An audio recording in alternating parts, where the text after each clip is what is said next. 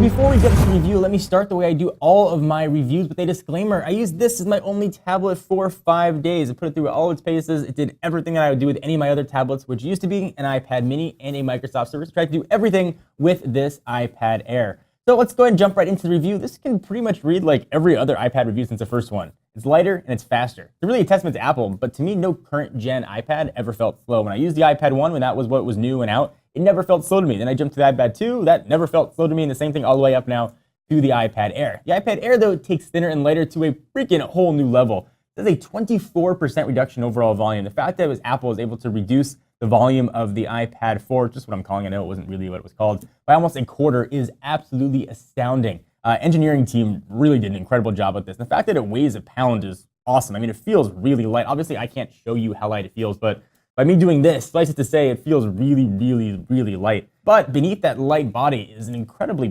powerful processor. It's powered by the A7 M7 combo that's in the iPhone 5S. The only downside reviewing a device like this right now is not much to take advantage of the new hardware yet, aside from a few dedicated Apple apps and selected games, although I did have a lot of fun with GarageBand. The power of the iPad Air, though, is really a bet on the future. Future developers are going to take advantage of 64-bit processing, are going to use the iPad hardware to its full advantage. That really is yet to be seen. That's yet to be written. For another 6 months. I could go through and do benchmarks. It really doesn't mean anything. What matters to me is usage and how the iPad performs when I want to play games, when I want to do some work on, when I want to watch video. It's got an improved camera as well, but please don't use the camera for anything else other than FaceTime. If you want to see samples of what the camera looks like, though, we have them in the full written review. Be sure to hit the link right down below. Equally impressive when it comes to the lightness of the device and the overall feel is the battery. Battery hasn't changed at all on this, which is really, really surprising. Let's say battery life hasn't changed at all. It still lasts as long as my last generation iPad 4 did. I'm easily able to get through a full day, obviously. I got through 5 days, really using this very heavily, with only charging it one time. Another thing that's changed with the iPad Air, the dual speakers on the bottom, they sound pretty sweet. It's nice to finally have stereo speakers on an iPad. It's kind of strange to me that they're both on the bottom, so if you're holding the tablet, you've got your hands blocking it, you've got it on a table,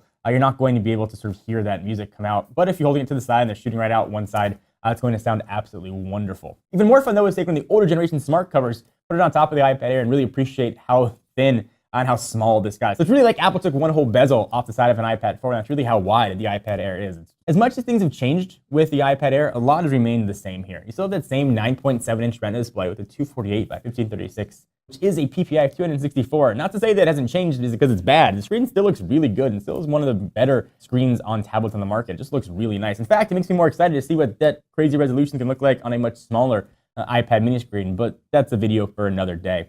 There are some strange omissions, though, with the iPad Air. No Touch ID seems a bit strange. No 802.11ac. For a tablet that's so well positioned for the future, not having this seems very, very odd to me. They did include MIMO technology, so take that for what it's worth. We've covered iOS 7 ad nauseum, but it was really apparent that it was designed with the iPad Air in mind. It's fluid and everything works absolutely wonderfly. So all that awesomeness, though, does not come cheap. It is pretty expensive, going at $499 all the way up to $930 for the 128 gig plus LT. So you got to decide where you stand on that price point. That's really a personal decision. If you have no problem spending that money, the iPad Air is going to be a great bet. If you want to be more budget conscious, there are a lot of other awesome tablets out there. There's a new Kindle line. There's of course, the Nexus 7, the soon-to-come Nexus 10, that are all great tablets. Asus has a ton of options out there. There are a lot of Tegra 4 tablets you can pick up. There's no shortage of options in the tablet market. The bottom line here, though, is that this is the best iPad ever made. If you're looking for a good time to jump into the iPad market, though, do so with both feet. I promise you guys, you will not be disappointed. If, however, you have an iPad 3 or newer, there really isn't much of enough reason to tell you to upgrade. Sure, it's thinner and lighter and more powerful, but ask yourself before you consider buying one. If you feel the iPad you're using right now is underpowered, chances are, if you're honest with yourself, you'll probably think whatever you got is going to be fast enough, assuming it's an iPad 3 or newer. Scoring this guy is kind of tricky, so I have to try to remind myself that I'm scoring this just on its own merits, not what came before. That's a testament to really how good the iPads have been before. If you're grading this just on the iPad Air and existing in a total vacuum, it's a really solid 9. It's a great tablet. It's a wonderful tablet experience. It's still more for consumption than it is for creation, but it works really well. Video looks incredible. Text looks awesome on it. You can do anything that you can do with an iPad. The App Store really is a secret sauce here. It's thin, it's light, it's a pleasure to use, and I would love to have this in my bag for the next year. So thank you guys for watching. Hope you enjoyed. Please leave your comments down below. Let me know if you agree or disagree, if you think I missed something or want me to cover something more in depth in the next review. Please give the video a thumbs up. We also really appreciate it. Check us out at techknowbuffalo.com for the latest and greatest tech news. Until then, I'm John Rettinger. See you next time.